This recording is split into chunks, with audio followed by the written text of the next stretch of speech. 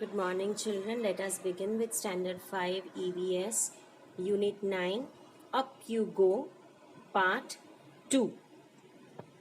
So, in the first lesson, Up You Go, which was based on mountaineering camping, we read about Sangeeta, who was made the group leader of group number 7, and how they climbed mountains and how they crossed the river and how they did the rock climbing.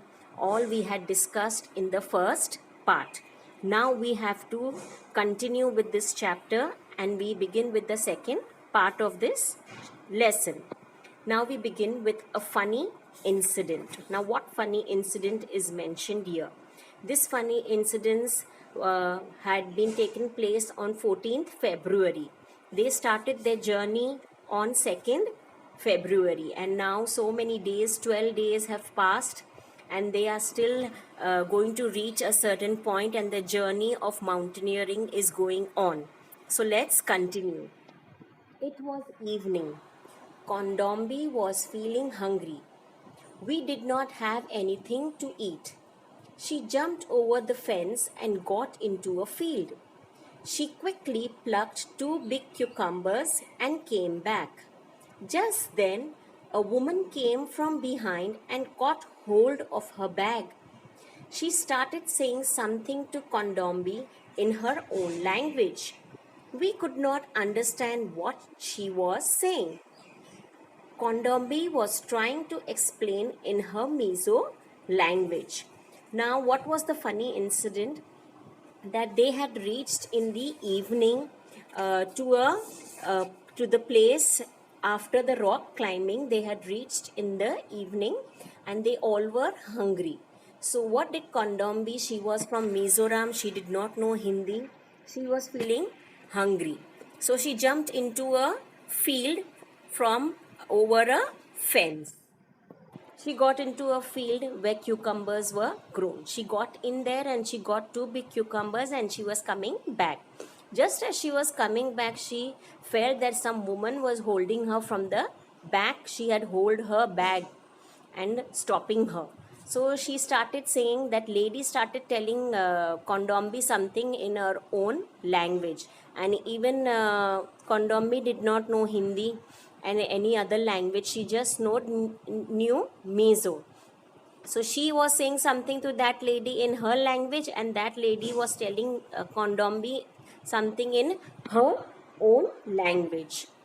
So both that lady and Kondombi were speaking in their own languages and none of them could understand. So I tried to explain in Hindi, but neither of them could understand it.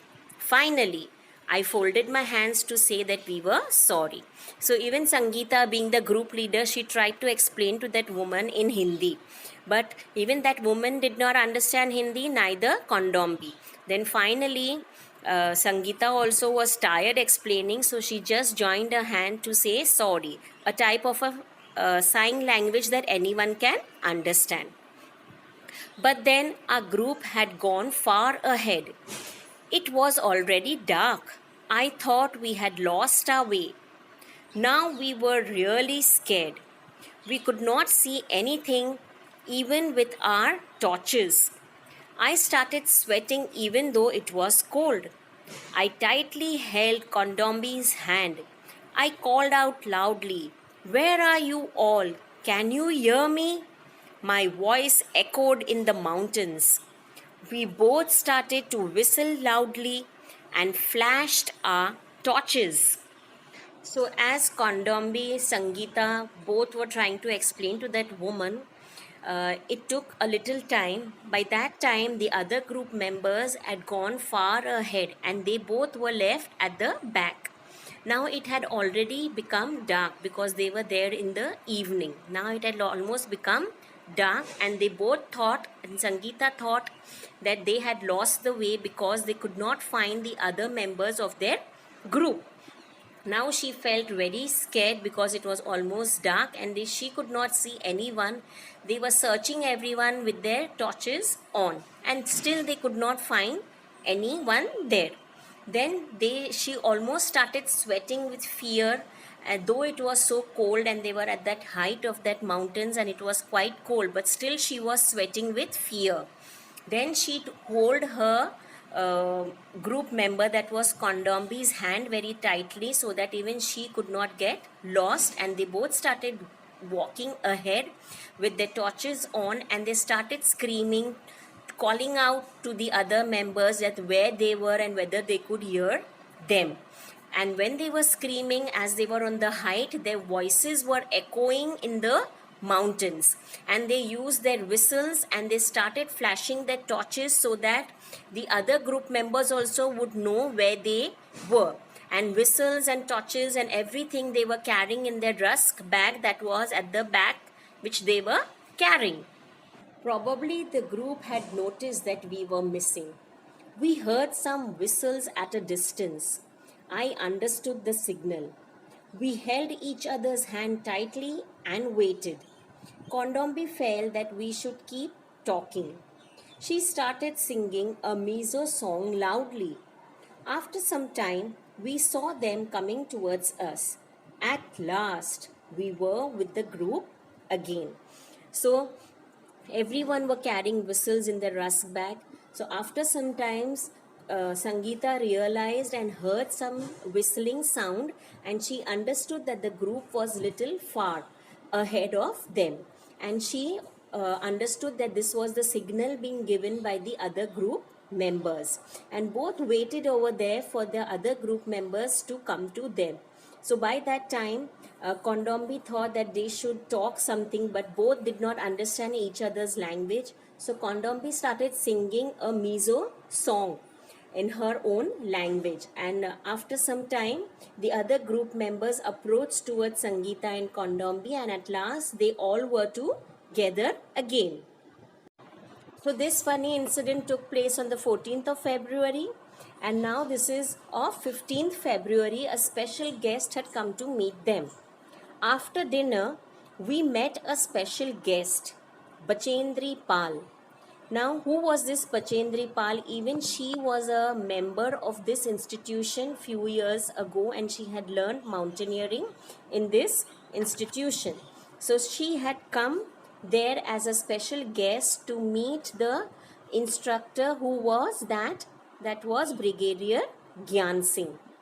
She had just been selected as a part of the team to climb Mount Everest. She had come to seek the blessings of Brigadier Gyan Singh. It was a happy evening. We all were singing. Bachendri also joined us in singing and dancing on the famous Pahari song. At that time, we had no idea that Bachendri would become the first Indian woman to reach Mount Everest and create history. As I said, Bachendri had come to meet Brigadier Gyan Singh. She had come there to take the blessings of this Brigadier Gyan Singh because she was being selected to climb in the team to climb the Mount Everest. So she had come there to meet the brigadier. So everybody was happy and they all were singing and dancing in that evening. So even Bachendri joined all the other group members and they were enjoying on one Pahari song. And actually, who is this Bachendri? They had no idea that she would become the first woman to reach the Mount Everest, which is the highest peak. So she, with that team, she was the first one to reach Mount Everest. And when they reach, these Indians, they dug the flag at those peaks to prove that India was first to reach on this peak. So Bachendri Pal is who? She is the first woman to reach the Mount Everest and create history. Means first woman, not a man, a woman. So she created history. Camp in the snow. We were standing at a height of 2,134 meters. We were to spend the night here. Everyone was busy trying to put up the tent. We used double-layered plastic sheets for the tent and for the ground. The air between the layers would help to keep us warm. We put in the pegs and began to put up the tent. As we tied it from the one side, the wind flew the tent from the other side. After quite a lot of pulling and tugging, we managed to get the tent up. Then we dug a drain around the tent. Now, this night they had to spend in the snow. Now, they were standing at a height of 2134 meters, which is a lot in a mountain, and such areas are mostly snowing. So, they had to spend the night there, and were very busy and began putting up their tents because they had to spend the night there. So, there they used double sheets of plastic to make the tent. Why did they use double sheets? So that the air which was trapped between those sheets, it would keep them warm in the tent. So they used a double sheet for the tent also, and they spread it on the ground also, so that they could protect themselves from the insects and other reptiles and any small animals or reptiles and insects which were around that area. Then they put the pegs into the ground. Pegs are those strong nails with which they would tie the strings of the tent, and they all started pulling and tugging and trying to tie those threads of the tent. But as they used to tie one side, the wind would blow the tent off, and again they had to work too hard to make the tent and tie it to those pegs. And finally they dug a drain around the tent so that all the waste water and all the waste could be collected in that drain. We were feeling very hungry. We collected some firewood and stones to make a chula and cooked some food.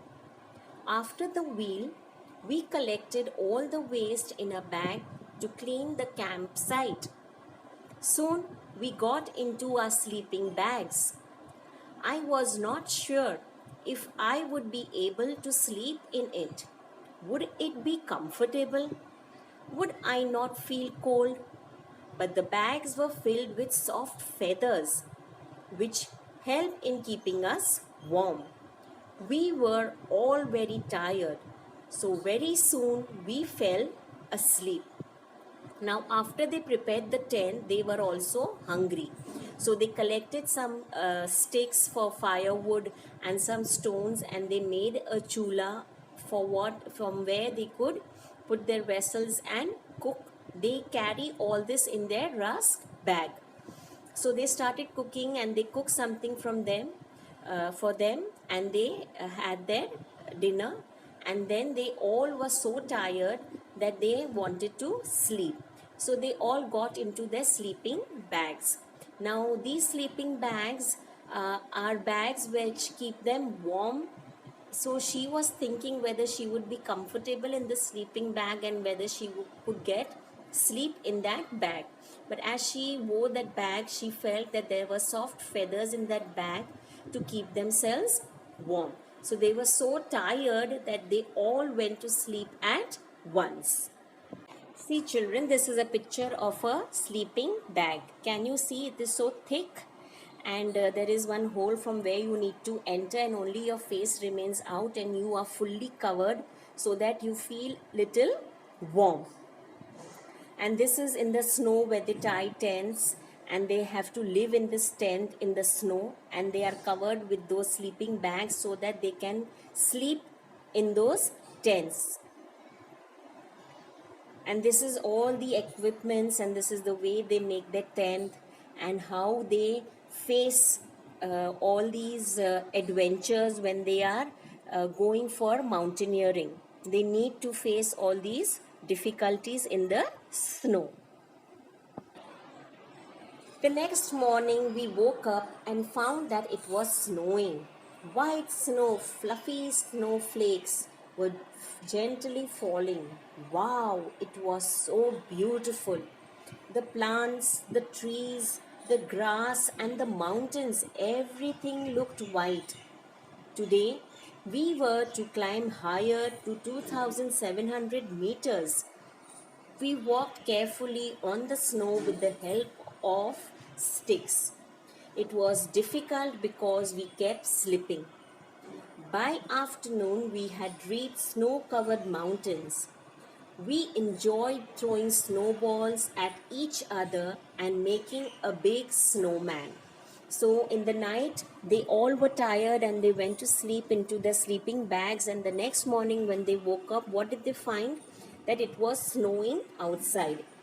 So, those snowflakes had covered all the trees and grass and mountains and plants and everything around them. So that scene was really very beautiful to see. Now they had to continue the journey and they had to reach to 2700 meters. Now they had to walk into that snow. So it was very difficult, and with the help of the sticks they were walking, and while walking many a times they used to slip in that snow. And by afternoon they reached a mountain which was covered up with snow, and they started enjoying in that snow. They made snowballs and they were throwing on each other, and at last they made a very big snowman, as you can see in the picture, and they all were enjoying in the snow. Last day of the camp. Now this was 21st February. We were getting ready for the campfire. Each group presented a program. We were enjoying telling jokes and laughing, singing and dancing around the campfire. Soon it was midnight. Brigadier Gyan Singh got up and called me. I thought, oh no, what have I done this time? But when Sir announced my name for the Best Performance Award, I stood still. He blessed me and tears of joy rolled down my face. Now this was the last day of camp. This was a 21 to 20 days camp, and they had reached the last day and they had reached the destination of 2700 meters, and it was the last day, so they all were enjoying. They were performing, all were performing certain programs. They were singing and dancing and enjoying themselves. So now it was almost midnight and it was the last day, so their instructor Brigadier Gyan Singh, at last he had to announce something, so he got up to do that announcement and he called Sangeeta forward. Now as he took Sangeeta's name, so Sangeeta was again tensed, that, and she was asking herself that this time what mistake I have done, that he has to correct me. And what, to her surprise, what was it? That's that Brigadier Gyan Singh, he announced Sangeeta's name as the best performer in this camp, and she was awarded as the best performer in that camp of that mountaineering. Sangeeta was overjoyed and she was still when she heard a name for this award.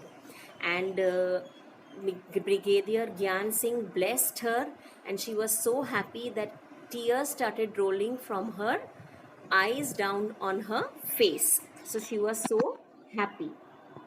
So children, for your notice and knowledge, these pages of the diary are based on a real experience of Sangeeta Arora. We know that the leader of group number 7 was Sangeeta. Her full name was Sangeeta Arora. As we know, she is mentioned in the lesson that she was a teacher of Kendriya Vidyalaya, that is Shalimar Bagh, Delhi. And now still she is a member of this textbook of EVS writing team. The people who get together and write this textbook, she is one of those members. If you see your textbook and go through the pages in front, leave 4-5 pages and see, you will see that her name is mentioned there as a team member of writing this EVS textbook. Her name Sangeeta Arora. You can check for yourselves. So children, here there is a image of the tools used in mountaineering. When you go for a mountain climbing and you have to climb many meters up on a snowy mountain, you need all these tools, helmets and hooks and strings and everything that you can see in this picture.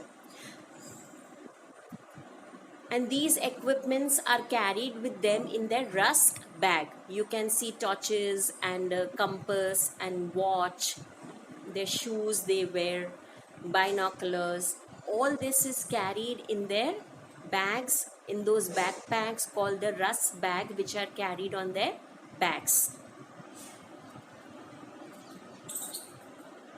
Now you can see this image of a group member where Bachendri Pal was a part of, and they had climbed the Mount Everest for the first time, and she created a record of being the first woman. They reached there and they hoisted the flag of India there to prove that they were the first ones to reach the Mount Everest. So dear children, I hope you have understood the second part of the lesson, and your homework is that you need to read this chapter at least once from the second part that we have started. So thank you and have a very nice day.